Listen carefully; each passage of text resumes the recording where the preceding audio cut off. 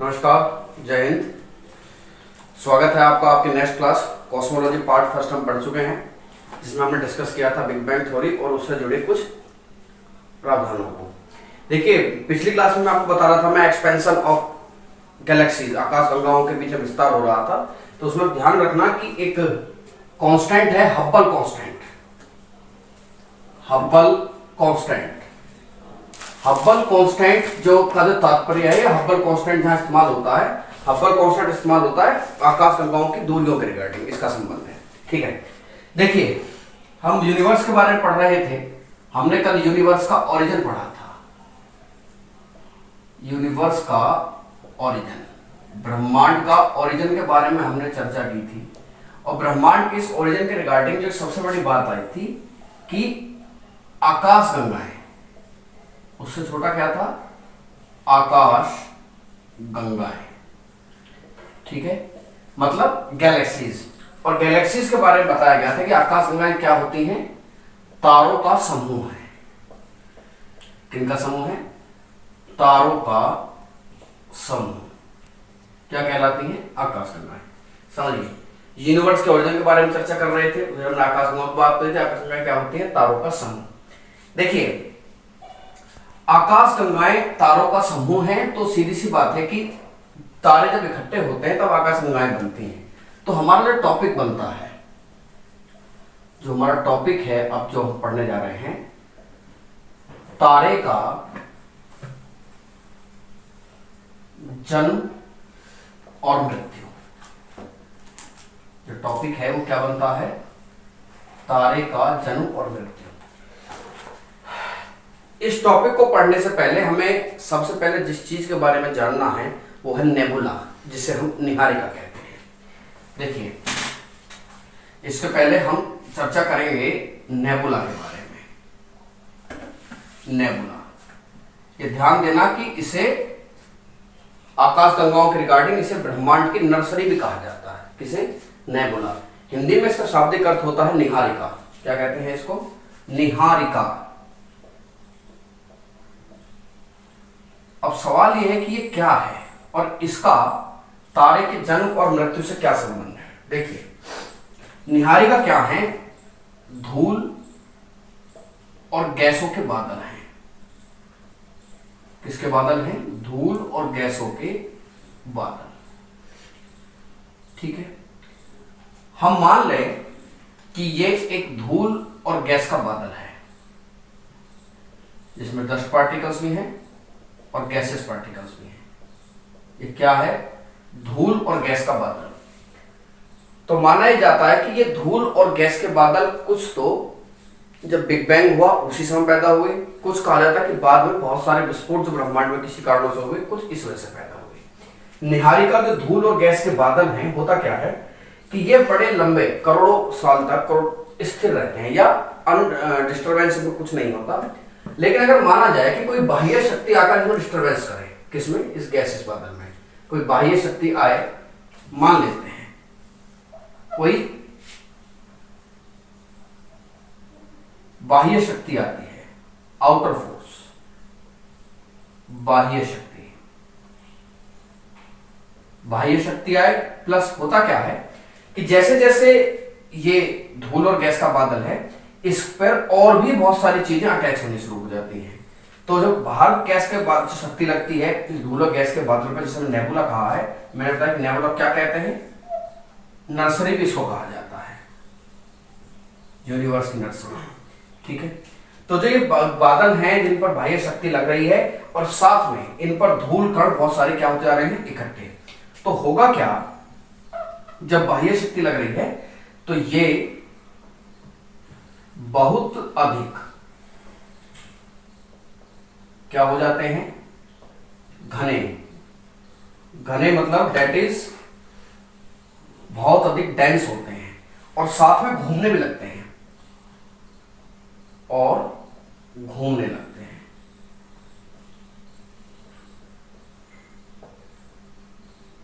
ठीक है, तारे की जन्म की कहानी शुरू होती है नेबुलाओं से। नेबुला क्या होते हैं, धूल और गैस के बादल हैं, इनको यूनिवर्स की नर्सरी भी कहा जाता है। मान लीजिए धूल गैस का बादल है, इस पर किसी बाह्य बल ने फोर्स किया, एक्स्ट्रा आउटर फोर्स लगा, तो हुआ क्या कि इसमें डिस्टर्बेंस पैदा हो गया। साथ में क्या हो रहा है कि इस पर और भी पार्टिकल्स गुरुत्वाकर्षण के कारण अटैच होते जा रहे हैं। क्योंकि अब धीरे धीरे क्या होगा, जब इस पर अटैच होता रहेगा सब कुछ, बहुत ज्यादा डेंस, डेंस मतलब बहुत ज्यादा घना हो जाएगा, और ये क्या करेगा, ये घूमने लगेगा। ऐसा समझिए कि एक गोल चीज है ना, और गोल चीज के सब कुछ केंद्र की तरफ जाता जा रहा है, ऐसे थोड़ा सा ढलान ऐसे है, तो आप ने कुछ बॉल्स ली छोटी छोटी और आपको उस पर फेंके आप, तो होगा क्या कि वो सारे बॉल्स इधर उधर घूमते घूमते कहां पहुंच जाएंगी, केंद्र में। यही अब इस साथ होना शुरू हुआ, बहुत अधिक घना होने लगा केंद्र से, और एक घूमने लगता है। घूमने के साथ साथ क्या होता है, जब डेंस हुआ और घूमने लगा तो दाब में बढ़ोतरी हुई। किसमें बढ़ोतरी होती है, दाब में बढ़ोतरी, प्लस ताप में बढ़ोतरी। दाब बढ़ा और क्या बढ़ा, ताप बढ़ा, और फाइनली हुआ ये कि ये जो सिस्टम है, it behaves like a nuclear reactor. यह नाभिकीय संलयन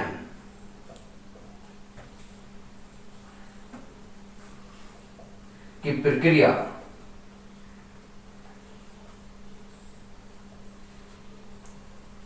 को जन्म देना प्रारंभ कर देता है।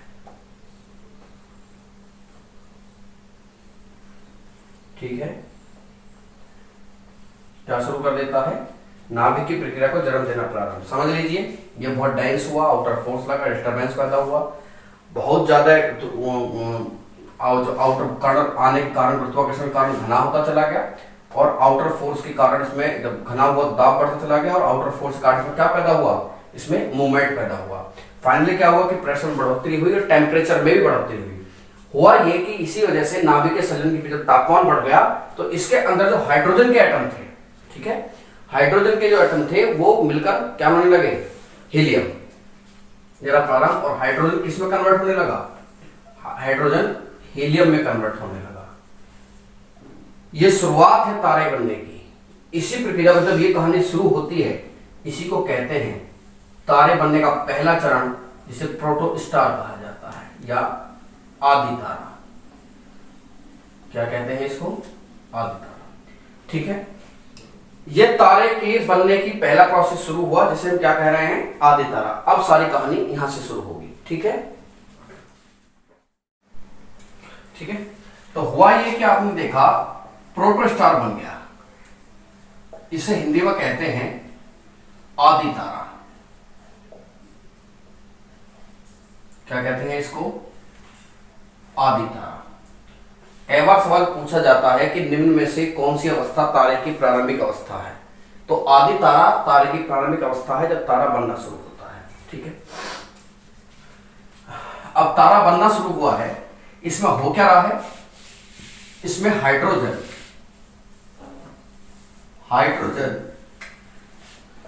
कन्वर्ट हो रहा है किसमें, हीलियम में। देखिए बहुत ध्यान से समझिए, मान लीजिए वो ये सब केंद्र में हाइड्रोजन किस में कन्वर्ट हो रहा है, हीलियम में, क्योंकि केंद्र सबसे डेंस था। तो सबसे पहले ये वाली प्रक्रिया कहां चल रही है, केंद्र में।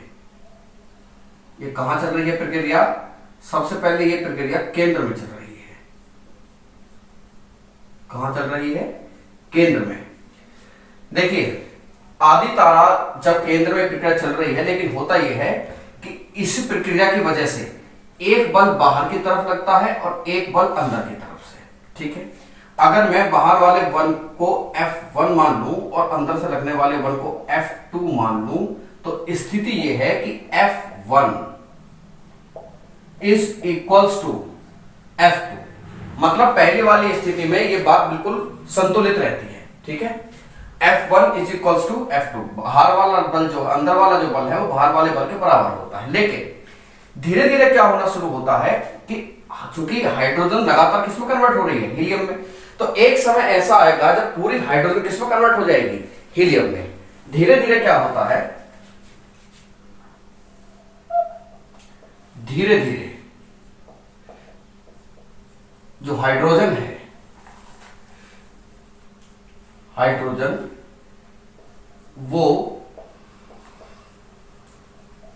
हीलियम में परिवर्तित हो जाती है।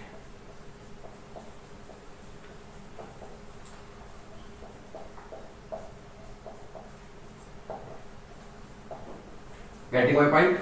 भाई हुआ क्या, केंद्र वाली जो हाइड्रोजन है वो सारी हाइड्रोजन किसमें कन्वर्ट हो गई है, पूरी हाइड्रोजन हीलियम में कन्वर्ट हो गई। ये प्रक्रिया शुरू हुई थी केंद्र में, लेकिन अभी भी क्या होता है, जो आउटर वाला हिस्सा है, तो केंद्र का हिस्सा है, ये आउटर वाला हिस्सा है, इस आउटर वाले हिस्से में अभी भी हाइड्रोजन लगातार हीलियम में कन्वर्ट हो रही है, हो जाती है, लेकिन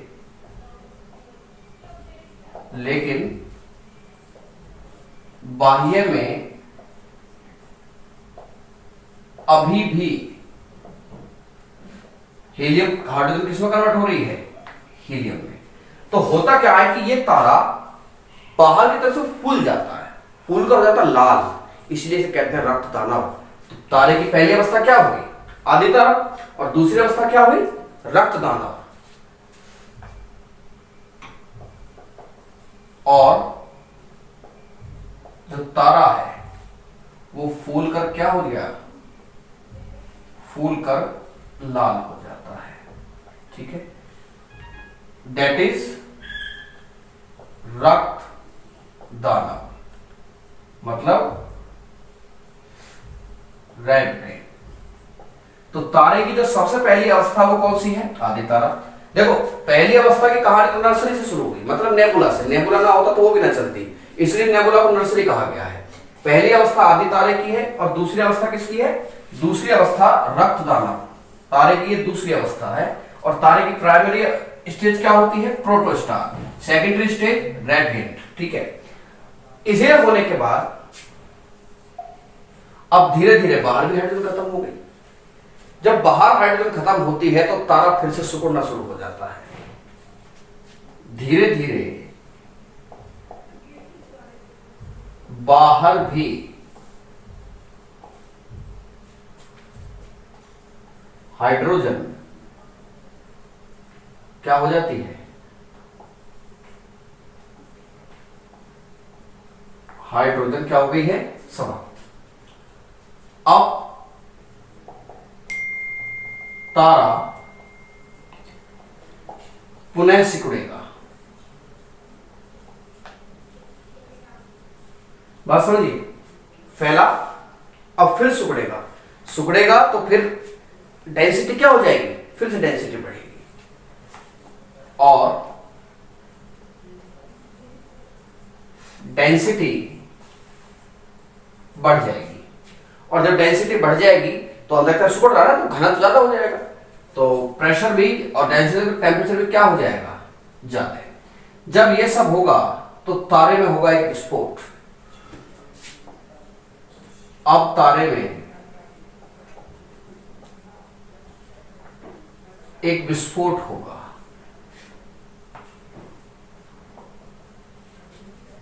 दैट इज सुपरनोवा विस्फोट। क्या कहते हैं इस विस्फोट को, सुपरनोवा। समझिए अभी तक आपके सामने तीन बातें आई, प्रोटोस्टार, रेड गेंट और कौन सा, सुपरनोवा। अब इस सुपरनोवा विस्फोट के बाद क्या होगा, यह बात डिपेंड करेगी इस बात पर कि यह तारा कितना बड़ा था।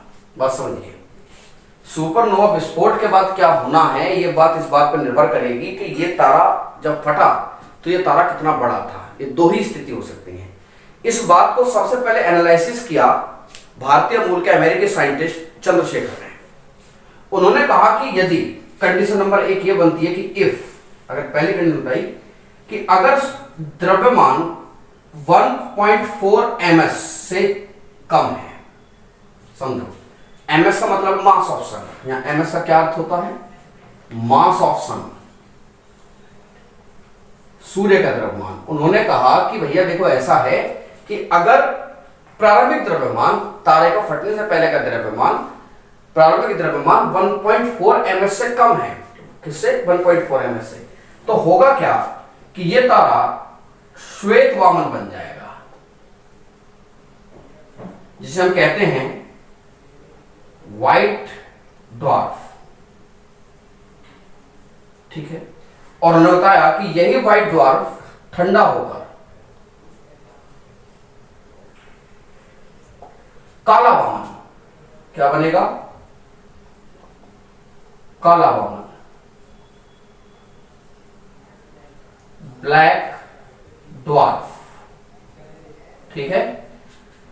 अब अगर स्थिति देखें सेकंड वाली, इफ अगर ये माना जाए कि जो मास था तारे का 1.4 ms से प्लस है, ठीक है। किससे ज्यादा है? 1.4 ms, यानी कि सूर्य के मास से 1/4 गुना ज्यादा है, 1.4 ms से ज्यादा है। तो ये क्या होगा? It will be converted into neutron star. किससे बन जाएगा? न्यूट्रॉन तारा में। और यही न्यूट्रॉन तारा बाद में बनेगा ब्लैक होल। क्या बन जाएगा? ब्लैक होल या कृष्ण छिद्र।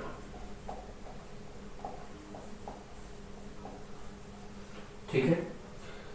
एक बार बहुत इंपॉर्टेंट सवाल है, एक बार central armed police force assistant commandant के ऊपर पूछा गया था कि व्हाट इज 1.4 ms, ये क्या है? तो इसको कहते हैं चंद्रशेखर सीमा। क्या कहते हैं इसको? चंद्रशेखर लिमिट। इसके लिए इनको फिजिक्स का नोबेल मिला था, ठीक है।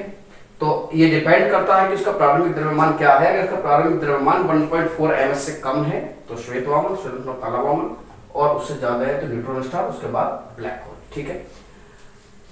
यह है तारे का जन्म और मृत्यु का टाइम पीरियड।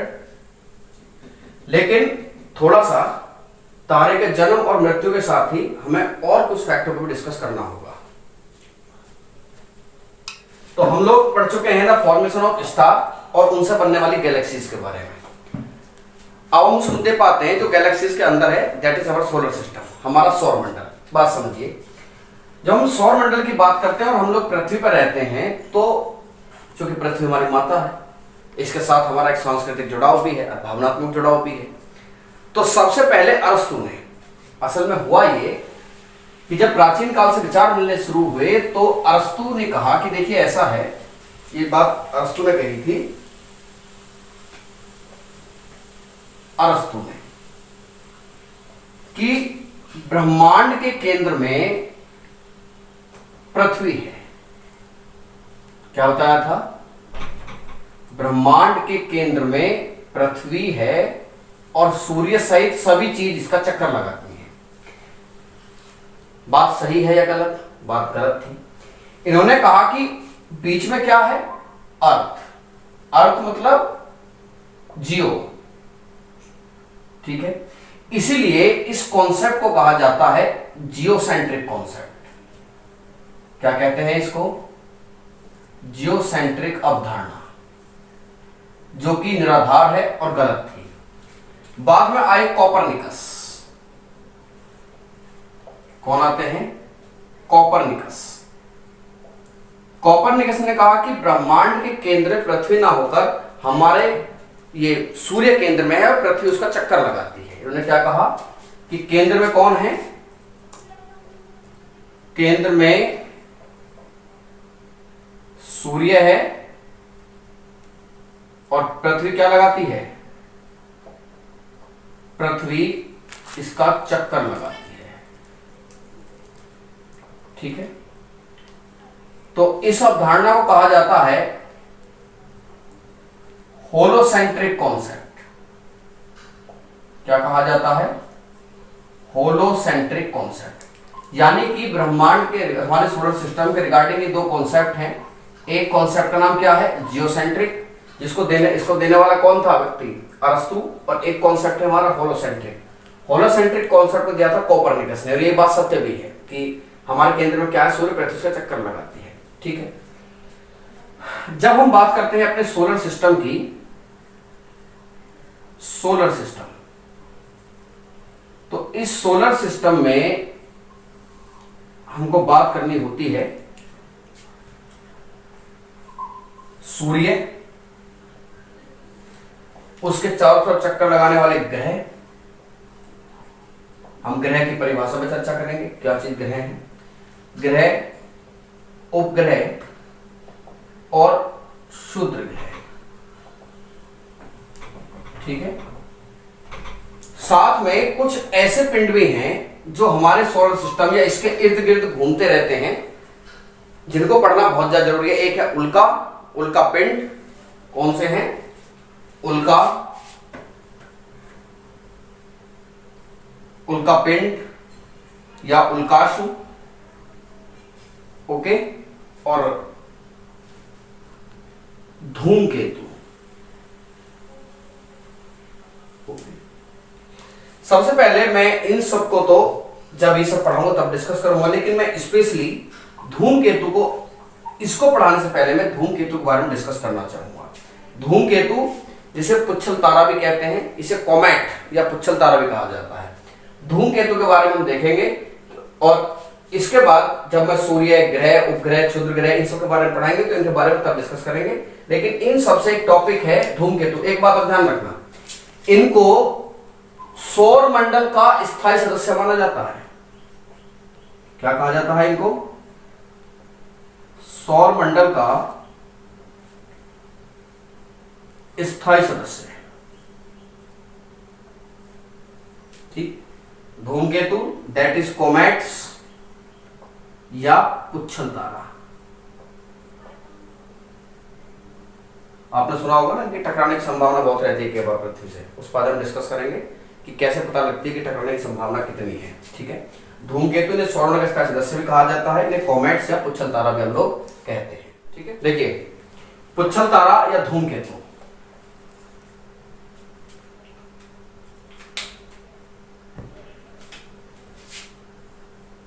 पुच्छल तारा या इसको हम क्या कहते हैं, कॉमेट्स, ठीक है। और देखिए होता क्या है, मान लीजिए ये सन है, सूर्य, ठीक है। मैंने बताया कि पुच्छल तारे भी कई बार सूर्य की परिक्रमा एक निश्चित पैटर्न पर करते हैं। तो सवाल ये आता है कि अगर निश्चित पैटर्न पर करते हैं तो फिर ग्रह क्यों नहीं कह देते? ग्रह की एक परिभाषा है कि एक तो ग्रह निश्चित कक्षा में चक्कर लगाए सूर्य के चारों तरफ। एक सबसे बड़ी बात है कि वो उसका घनत्व इतना हो कम से कम कि वो लगभग गोलाकार हो, अगर पूर्णतः गोलाकार भी नहीं है तो लगभग गोलाकार हो, और कॉमेट्स की कोई शेप नहीं होती है। ये क्या करते हैं कि ये सूर्य के चारों तरफ चक्कर लगाते हैं, पुच्छल तारा या धूमकेतु, ठीक है। देखिए मान लीजिए ये कोई धूमकेतु है, अब ये सूर्य, ये यहां और यहां की स्थिति से हम कंपेयर करेंगे, एक यहां पर है, एक ये यहां पर, यही वाला घूमकर कहां पहुंच गया है, इधर पहुंच गया है। अगर इस डिस्टेंस को देखें d1 और इस डिस्टेंस को देखें d2, तो एक बात बिल्कुल क्लियर है कि जो d1 है, जो डिस्टेंस d1 है इज ग्रेटर देन d2, ठीक है। अब होगा क्या, चूंकि ये सूर्य से दूर है इस समय, तो ये यहां पर जो तापमान है, ये तापमान कम वाले क्षेत्र में है, ये तापमान ज्यादा वाले क्षेत्र में है। तो इसके ऊपर क्या होता है,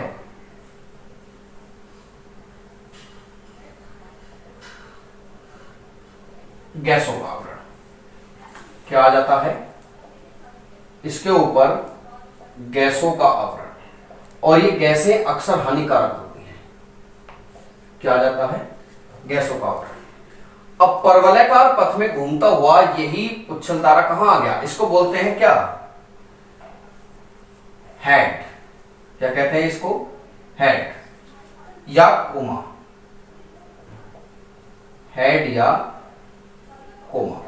अब यही पुच्छल तारा घूमते हुए इस तरफ आ जाता है, तो आप देख रहे हैं कि इसके मुकाबले ये वाली दूरी कम है। अब चूंकि ये वाली दूरी कम है तो यहां सनलाइट क्या होगी, ज्यादा है। तो ये जो गैसेस हैं इसके पीछे, ये जो गैसेस थे, मान लीजिए इस तरीके से आया, ये गैसेस हैं, तो बताइए क्या होगा, ये गैस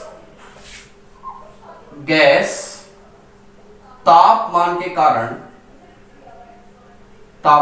कारण क्या होगा, पीछे की तरफ चली जाएंगी। क्या चली जाएंगी? इस तरीके से। ये अब ये क्या बन गई है? इसकी पूंछ। क्योंकि ये इसकी टेल बन गई है, टेल दैट इज पूंछ, अर्थात पुच्छल तारा। ये ध्यान रखना कि जो गैसें होती हैं हानिकारक होती हैं, इसीलिए इसको क्या कहते हैं? पुच्छल तारा। क्योंकि ये जब गैस के सनलाइट पड़ी तो ये गैसेस क्या हो गई हैं? ये गैसेस पीछे की तरफ भाग गई, तो पूंछ पुच्छल तारा बन जाती है। बहुत से ऐसे पुच्छल तारे हैं जो एक निश्चित समय अंतराल के बाद पृथ्वी से दिखाई देते हैं। जैसे एक है हेली धूमकेतु। हेली, इसके बारे में कहा जाता है कि ये प्रत्येक 76 वर्ष बाद दिखाई देता है। कितने वर्ष बाद? प्रत्येक 76 वर्ष बाद। देखिए, कई बार क्या होता है, ये धूमकेतु घूमते हुए पृथ्वी के वायुमंडल में प्रवेश कर जाते हैं और इस बात की संभावना बन जाती है कि शायद ये टकरा जाए। ये हो सकता है पृथ्वी से टकरा सकते हैं या किसी और अन्य ग्रह से टकरा सकते हैं। जैसे एक ऐसा ही धूमकेतु था शूमेकर लेवी। कहते हैं कि बृहस्पति ग्रह टकराने के बाद 21 टुकड़ों में टूट गया था। तो ये भारी जानमाल की हानि कर सकते हैं। तो इनको कि ये कितनी दूर है, क्या इस खतरे की संभावना को मापते हुए एक मीटर तैयार किया गया है, जिसे कहते हैं टोरिनो मापक। क्या कहते हैं? टोरिनो मापक। सवाल ये कि इसका नाम टोरिनो क्यों पड़ा? यह बताता है कि धूमकेतु के पृथ्वी से टकराने की संभावना कितनी है। इसका टोरिनो नाम पड़ा क्योंकि इसको सबसे पहले इटली के टोरिनो नगर में पेश किया गया था, तो इसका नाम क्या पड़ा? टोरिनो मापक। बेसिकली इसमें 0 से लेकर 0, 1, 2, 3, 4, 5, 6, 7, 8, 9, 10 ये मेजरमेंट है। अगर टोरिनो मापक के आधार पर इनके रंग भी दिए गए हैं। 0 पर जो रंग है वो है श्वेत। कौन सा रंग है? श्वेत। 1 पर रंग है हरा। 2, 3, 4 इस पर रंग है पीला। ठीक, 2, 3, 1, 2, 3, 4, 5, 6, 7 नारंगी रंग दिया गया है इसको, और 8, 9, 10 इसको लाल रंग दिया गया है। ठीक है, अभी लाल रंग से मेरे एक बात और ध्यान आ रही है, उसको बताऊं क्लास में। ये टोरिनोमीटर है और ये डिसाइड करता है कि जो पुच्छल तारा कॉमेट्स है उसकी टकराने की प्रोबेबिलिटी पृथ्वी से कितनी है। तो उसमें क्या है कि उसमें नंबर दिए गए हैं 0, 1, 2, 3, 4, 5, 6, 7, 8, 9, 10। 0 का कलर है श्वेत, 1 का है हरा, 2, 3, 4 पीला, 5, 6, 7 नारंगी और 8, 9, 10 लाल। अगर टोरिनोमीटर पर ये सब श्वेत है तो इसका मतलब ये है कि टकराने की संभावना नहीं के बराबर है। किसके बराबर? नहीं के बराबर। हरे रंग पर टकराने की संभावना है। ठीक है, और यहां पर निगरानी की आवश्यकता है, अच्छी निगरानी की। अगर लाल रंग आ जाए तो इसका अर्थ होता है कि टकराने की बहुत बड़ी संभावना है और सतत निगरानी की जरूरत है। सतत निगरानी की आवश्यकता है। इसकी आवश्यकता है सतत निगरानी की आवश्यकता।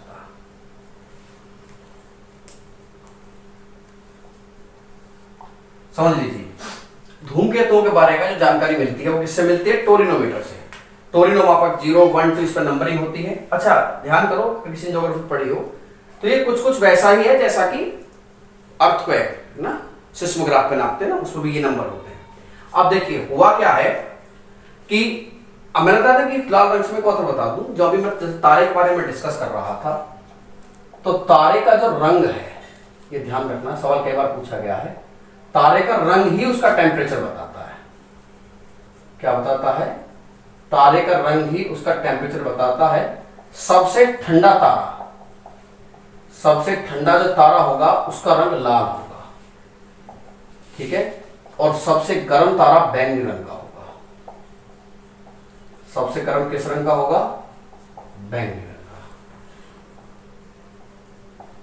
ध्यान रखना, तारे का जो रंग है वो उसका टेम्परेचर बताता है। सबसे ठंडा तारा किस रंग का होता है? लाल रंग का। और सबसे गर्म तारा बैंगनी रंग का होता है। ठीक, तो मैं समझता हूं कि पुच्छल तारे के बारे में सारी बात समझ गए होंगे। पुच्छल तारे में क्या होता है? एक हेड या कोमा होता है, टेल होती है, टेल के कारण इसको पुच्छल तारा कहते हैं। ये प्रत्येक का एक हेली धूमकेतु प्रत्येक 76 वर्ष पर पृथ्वी से टकराता है। इसके नापने के लिए टोरिनो मापक का इस्तेमाल करते हैं, जिस पर नंबरिंग है 0 1 2 3 4 5 6 7 8 9 10। ठीक है, 0 पर श्वेत है, नहीं होती है, 1 पर हरा, 2 3 4 पीला, 5 6 7 नारंगी, 8 9 10 पर लाल। इस पर सतत निगरानी की क्या होती है? आवश्यकता होती है। ठीक है, कल की क्लास में हम लोग डिस्कस करेंगे अपना पूरा सोलर सिस्टम। और सोलर सिस्टम में सबसे ज्यादा ब्रॉड टॉपिक है। हम सबसे पहले सन, सूर्य के बारे में पूरा डिस्कस करेंगे और लगभग पूरी एक क्लास हमारी सूर्य को ही समर्पित रहने वाली है। सन के रिगार्डिंग हम सारी चीजें पढ़ेंगे। आज भी सूर्य ग्रहण था, सीधी सी बात है कि सूर्य ग्रहण वगैरह इन सबको हम कल डिस्कस हम लोग कर लेंगे। ठीक है, ओके, ठीक है।